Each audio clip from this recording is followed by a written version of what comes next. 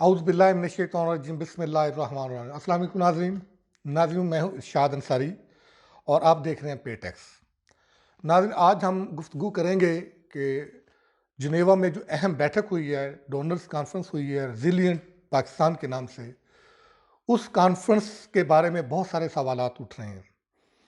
हम आपको हकीकत बताएंगे कि इस कॉन्फ्रेंस में जो 9 अरब और 70 करोड़ डॉलर की जो फाइनेंसिंग के वादे वईद हुए हैं, उनकी हकीकत क्या है। कल वज़ीर-ए-आज़म शहबाज शरीफ और वज़ीर ख़ज़ाना इसहाक़ डार, वज़ीर ख़ारजा बिलावल भुट्टो ज़रदारी, इन लोगों ने जब प्रेस कॉन्फ्रेंस की तो उसमें भी इसी हवाले से क्वेश्चंस किए गए और फिर प्राइम मिनिस्टर ने ये कह के मामले को जो है वो पस पुश डाल दिया या रोक दिया कि आप इसकी डिटेल में न जाएं। और उसके बाद चूँकि काफ़ी सवालात उठने शुरू हो गए थे, तो हमने सोचा कि इस पे हम वीलॉग करें और फिर उसके बाद इसहाक़ डार ने भी इसकी जो है कन्फर्मेशन कर दी है। ये हम आपको बताते हैं कि जो 9 अरब और 70 करोड़ डॉलर की जो प्लेजेस हुई हैं, इसमें सवाल ये उठ रहा था कि इसमें कर्जा कितना है और इमदाद कितनी है।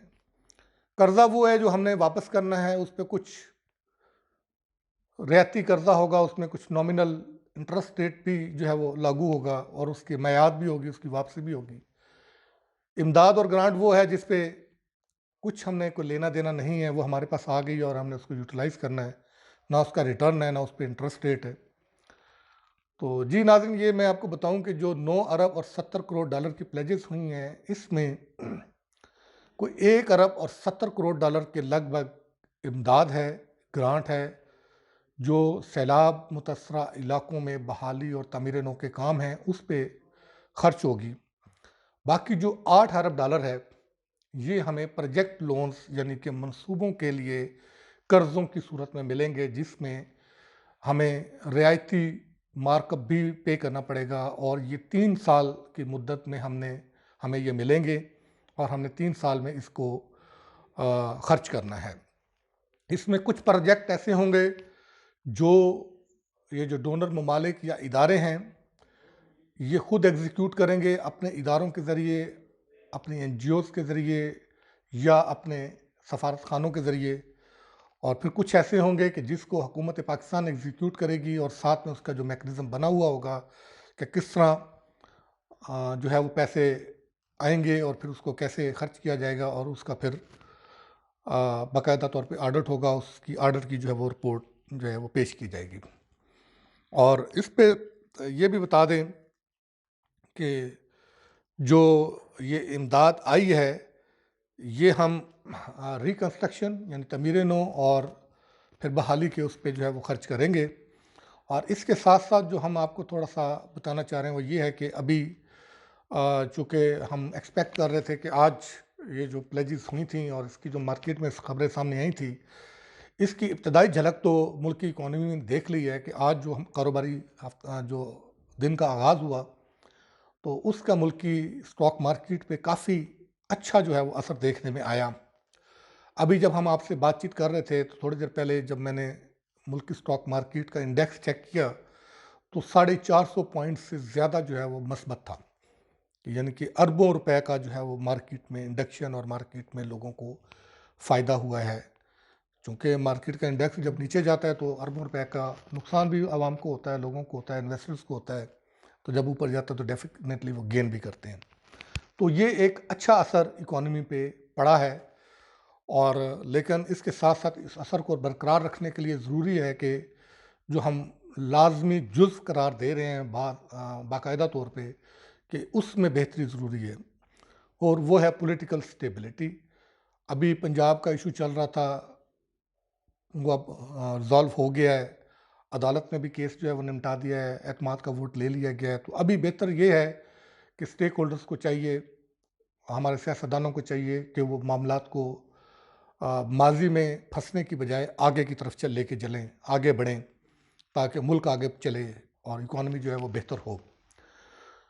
तो चूँकि इसके साथ साथ जो इंटरनेशनल इदारे हैं, वो वर्ल्ड बैंक हो, वो IMF हो, वो इस्लामिक तरक्याती बैंक हो, या अभी हाल ही में वर्ल्ड इकनॉमिक फोरम का इजलास हुआ है अभी कुछ दिन पहले उनकी जो रिपोर्ट आई है, ये सब अभी ख़तरे की जो घंटियां हैं वो बजा रहे हैं। उनका ये कहना है कि अभी सिर्फ पाकिस्तान ही नहीं, ग्लोबली अभी हालात स्टेबल होते हुए नज़र नहीं आ रहे। दबाव रहेगा, महंगाई का दबाव रहेगा, और जो सबसे जो ख़तरनाक पहलू है जिसको कि हम इग्नोर कर रहे हैं, वो हमारे लिए जो फूड सिक्योरिटी है वो चैलेंज बन रहा है। और हम उसके लिए अभी कुछ उस तरीके से अपने आप को तैयार नहीं कर रहे। और अगर हमने यही रवायती अंदाज़ अपनाया तो आने वाले दिनों में ये जो फूड सिक्योरिटी का बहरान है, ये सबसे भयानक, खौफनाक और ख़तरनाक होगा। और ग़िज़ाई किल्लत का सामना, अल्लाह ना करे कोई कहे तो या ऐसा हो, तो कम से कम ग़िज़ाई किल्लत का सामना हमें करना पड़ सकता है। और यही इकॉनमी की पोजीशन है। इकॉनमी में पे भी जो है वो दबाव इसी तरह रहने की तवक्को है। और फिर हमारा, अगर हम इस क्राइसिस से निकलते हैं, अगर सऊदी अरब हमें दे देता है पैसे, और फिर अभी हम प्राइम मिनिस्टर चीन गए हुए हैं, और प्राइम मिनिस्टर अभी यूएई पहुंचे हुए हैं, और यूएई में से भी काफ़ी हमें उम्मीदें वाबस्ता हैं कि जो पाकिस्तान तहरीक इंसाफ के दौर में $2 अरब हमने लिया था, उसको रोल ओवर करवाने, उसकी अदायगी जो है उसको मौखर करने के लिए जो है वो पाकिस्तान बाज़ाब्ता तौर पर दरख्वास्त करेगा। और तवक्को ये की जा रही है कि यूएई ये दरख्वास्त हमारी एक्सेप्ट कर लेगा, तो उसके भी यकीनी तौर पे पाकिस्तान पे अच्छे असरात आएंगे। और फिर सऊदी अरब से जो हमें मिलेगा वो, फिर हम एलएनजी के जो प्रोजेक्ट हैं वो हम जो आरएलएनजी बेस्ड 3 प्रोजेक्ट हैं उसकी प्राइवेटाइजेशन करने जा रहे हैं, उससे भी काफ़ी चीज़ें बेहतर होने की तवक्कुआत हैं। लेकिन फिर वही बात है कि अगर आप आलमी जो ख़तरात इदारों की तरफ से ज़ाहिर किए जा रहे हैं, जिनका शबह ज़ाहिर किया जा रहा है, उनको मद्देनज़र रखते हुए हम फ्यूचर की प्लानिंग करेंगे, तो फिर हम इन मुश्किलात की जो सख्ती है उसमें कमी लाने में कामयाब हो सकते हैं। क्योंकि अभी जो वर्ल्ड इकनॉमिक फोरम ने रिपोर्ट जो जारी की है, उसमें 2025 तक पाकिस्तान को 10 बड़े जो ख़तरात दरपेश हैं उनकी निशानदेही की है। और उसमें जो सर फहरिस्त है वो महंगाई है, इक़्तिसादी बहरान है, साइबर सिक्योरिटी है, और इसी तरह टेररिस्ट अटैक हैं। ये बड़े ख़तरों में शामिल है। और ये भी ख़दशा रिपोर्ट में ज़ाहिर किया गया है कि अशिया महंगी हो रही हैं, और जिस शरह से और जिस तेज़ी से, जिस रफ्तार से महंगाई बढ़ रही है, उससे लाखों अफराद जो है वो भूख का शिकार हो सकते हैं। और फिर पानी की, जैसे ये वाकई ये सबसे बड़ा ख़तरा तो यही है कि आइंदा अगर जंगें हुआ करेंगी तो वो पानी पे जंगें हुआ करेंगी।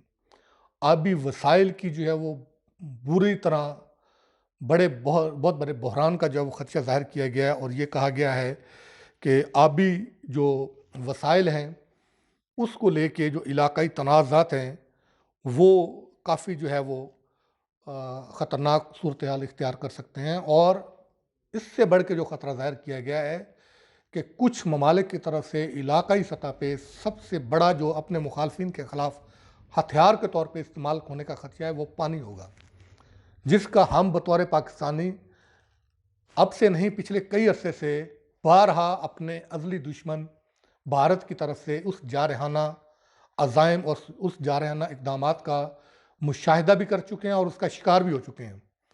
भारत जब चाहता है हमारी खड़ी फसलें जो तैयार होती हैं उधर से पानी छोड़ता है और हमारी खड़ी फसलें तबाह कर देता है, और एक मुल्क को एक बहरान और मुश्किल तरीन दौर से जो है वो दो चार कर देते हैं। और जब चाहता है हमारा पानी जो है वो रोक कर हमारे यहाँ खुश्क साली पैदा करके फिर अगेन ज़राअत के लिए और आम आदमी की ज़िंदगी के लिए मुश्किलात पैदा कर देता है। तो ये अब ख़दशा बाकायदा तौर पे वर्ल्ड इकनॉमिक फोरम में भी ज़ाहिर किया जा चुका है कि इलाकाई सतह पे आबी वसाइल को वो अपने मुखालिफ ममालिक के ख़िलाफ़ बड़े हथियार के तौर पे इस्तेमाल करेंगे। तो लिहाजा हमारे अरबाब इख्तियार से ये इल्तमास है और गुजारिश है कि वो फ्यूचर को मद्देनज़र रखते हुए अपनी पॉलिसियाँ तरतीब दें और अभी से जो है वो मुस्तकबिल के चैलेंजेस से निमटने के लिए इक़दामात जो है वो करें, ताकि मुश्किलात को कम से कम रखा जा सके।